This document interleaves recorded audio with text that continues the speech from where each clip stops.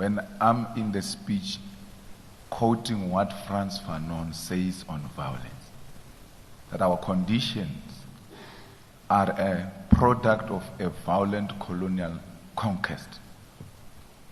And those who want to hold to the benefits of that conquest are not going to give over those things without putting up a violence. And therefore, violence is inevitable. So when you call for the expropriation of land without compensation, it's violence against those who have the land that they got that was ill-gotten. But it's a violence that is characterized by justice. Now we make a point there, which Fanon makes, that at the end of every revolutionary movement, if confronted with resistance from the oppressor, which normally is a violent resistance, you have no any other option but to opt for a violent response. It's not the first thing that was done, was said by the EFF. It was done by the ANC, which was the most peaceful organization, surviving through writing letters to the Queen and sending delegations. And at that time when the ANC was sending delegations to the Queen, the transport system was not so advanced. So it took them 3 months to send a delegation in a ship to send a letter to the Queen, wait for the response, take another 3 months to come. And over a period of time, the ANC realized that this is not working. Let's go take up arms and fight. And that's why you are here. You are here because of the product of violence. That's what violence did. So this thing that you want to sugarcoat violence and create an impression that this was never done, this is not us. Violence and the revolution are inseparable. We are working within the Constitution of South Africa, but if meted with violence, will not hesitate to respond with violence. The Women's Command, one delegate stood up there and said, but why do we need this? Because we've got so many women in the EFF as we speak now. So what are they going to do in the Women's Command when they are actually in this conference, 60%, 70%? Yeah. In the structures, there is women. So what is it that we are going to do ourselves as women in the absence of men, which we can't do in the presence of men? It's a debate that will go to the commissions. They will talk about it and then we'll hear what do they think, because there is a resolution of the Second National People's Assembly to establish a women's command. If you don't take a different decision, it means that decision stands. And therefore, the new leadership will have to be seized with that thing. Do not undermine the point I make about the re-establishment of the EFF. EFF was formed twice. It was formed in 2013 and almost got killed by COVID-19. And then when conditions were normalized, we now had to come back to form the EFF. So how are we going to do that? From the EFF, from the Women's Command, from the Student Command, there was no time. We had to concentrate at the primary task, and that task was to rebuild the structures of the EFF post the COVID-19. But you know, I've observed, and I forgot to make that point yesterday, I've observed some level of opportunism. So when a person thinks we're not going to make it in the CCT, let's form a women's command. If they don't make it, let's form the youth command. Let's form student command. Now there is a call for a union. Why should it be a decision of the EFF to form a union? Because a formation of a union is a decision of the workers. I'm not a worker. I'm not going to sit here and take a decision on behalf of the workers. The workers have to take a decision on the formation of a union, and that is, if that is a legitimate, credible union, itself will say we are ideologically aligned with the EFF because it represents what we stand. I've seen a lot of people forming unions out of unemployment, especially some from the EFF. They lose positions, they go and form unions. Those unions died even before they existed because that thing of Labor Act requires a lot of things. It's not like the formation of a political party. And we hear the call that the teachers want a union, they're being dominated by SADU and all of that. What stops them from forming a union? Let them form it. The EFF is there to align with any progressive leftist political organizations, unions, and non-governmental organizations. So there is a strong opposition to, which was raised yesterday, to dissolution of student command, and that no, the youth command can come, but there must be student command. You can see that people are creating so many levels of leadership, so many fragmented structures everywhere. Having been part of forming a political party, I will not take easy decisions on forming anything. It's not an easy decision. It's not. You're going to form a women's command, and then it's going to come to you. Hey, our first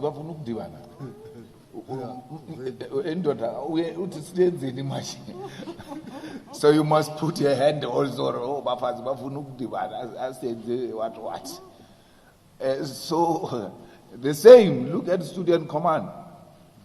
We're carrying it ourselves. It can't carry itself. Then we must form another youth command and then carry it. With what? It creates unnecessary contest. What is wrong having a youth command? With one leadership, you can even put it in the constitution of the youth command that in the leadership of the youth command, there should be this category of people.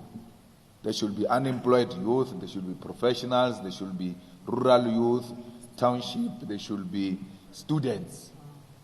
And then you know, in the assignment of those things, they give each other responsibility. Since you are this, concentrate on this.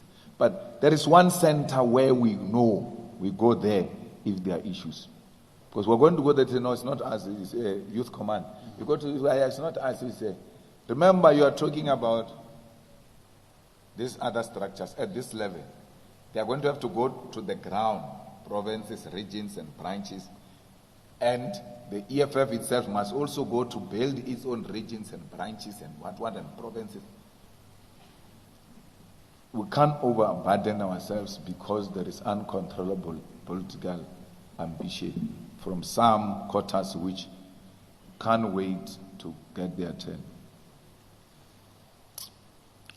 To be black conscious is not a mere say. It is what you do. It is your consciousness. It is your alignment. It is what kind of decisions you are for. So you can't be black conscious and kill people in Marikan. We're not fighting. They left the building of the employer. They left it. They left it because you will say they are disturbing the business here, they are a threat to property. They left it and went to stay on a mountain. And a black conscious leader takes guns and go and shoot them at the mountain. When they are away from the establishment's property. So the fist must fall, gets shot at. And what is even more worse, a lie that he has introduced free higher education. That he said, there was a year where he announced that from next year there's going to be free higher education, and then he left and there was nothing. He said that because he knew he was leaving anyway. It's not black consciousness to lie to black kids. It's not black consciousness. And there's nothing black consciousness about MK. Nothing. So Progressive Caucus is a name we are given to each other in Parliament for convenience sake. That if there are issues that we want to lobby, these are the first people we start with. It doesn't stop us from lobbying the DA, it doesn't stop us from lobbying the ANC or whatever, but these ones we have agreed on primary program of land expropriation without compensation, all of that and all of that. And at the center of those things was the EFF drafting those things. So a progressive organization has to be left in orientation. It has to subscribe to Marx, Lenin, even if it doesn't subscribe to Fanon, but that's fine.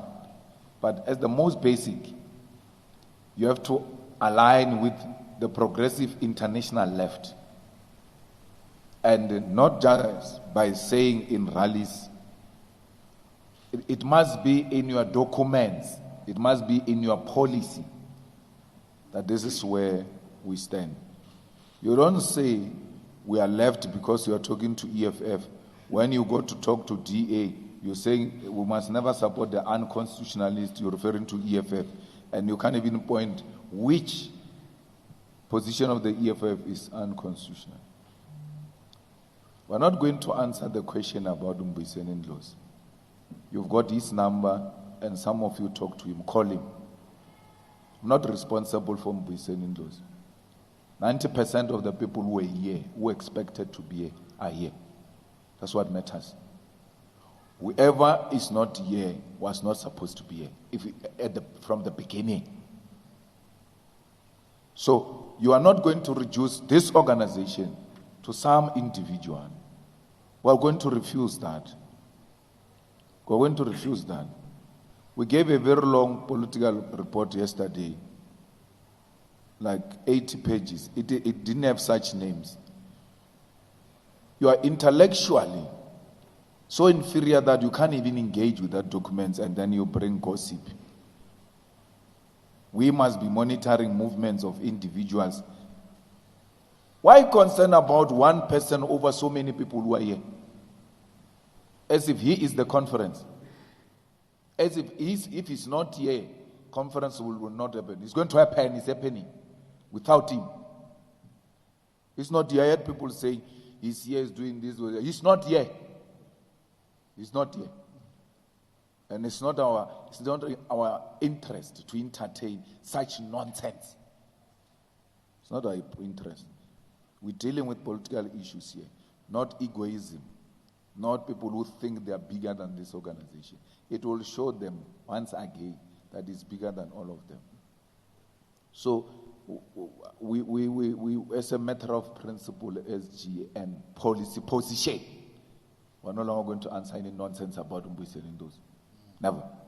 When a journalist asks you that question, you must say, ask another question. You can be smarter than that. Ask something else. This matter is closed. You can talk about it amongst yourselves, but don't bring it to us. We are refusing that. Don't do that. Don't reduce the whole ideological political report to Sunday world gossip, because that's what they thrive on. And we know what is the relationship of Sunday world, its owners and Mbusiseni Ndlozi. We don't want to talk about it. Don't push us. Don't push us. We know Mbusiseni Ndlozi's friendship with the owner of Sunday World. And by that extension, we know his relationship with Sunday World, which we can easily describe without any fear. No one can do anything about it. No one. I spoke about all the officials. There's another problem of factionalism and selective hearing. I thanked the national chairperson. I thanked the officials. I thanked the national chairperson, and I thanked the DSG. Then I went into town about the SG, and I went to town about the TG. So to say I didn't thank them It's dishonest. You know, I mentioned them. Yes. Even my family, I mentioned it in passing. You wanted me to mention it in detail and call them by name. Matumi Mashatula, Tsepomalema. I said my family. And then in the family, I went out to thank my wife. But you can't come here and say I didn't thank my family. So, as you speak, there's areas where you put emphasis on. And you guys, I don't know why you're being like this, because I thought you'll be feeling sorry for yourself. Because I was there speaking to you for 3 hours, 40 minutes. You want to add another 2 names. You must know each name is a minimum of 10 minutes. So every time you say you didn't include what, you must know it's likely to take 40 minutes, that subject alone. So if you wanted me to just go to town about everyone, would have taken the whole day with CCT members, because if I go to town with all of you here, then another question is going to be, hey, we heard you about officials, but what about CCT members? Are you not happy with them? I thanked them. Thanked the ground forces. And then someone's going to say, why not thanking for Yana? For what?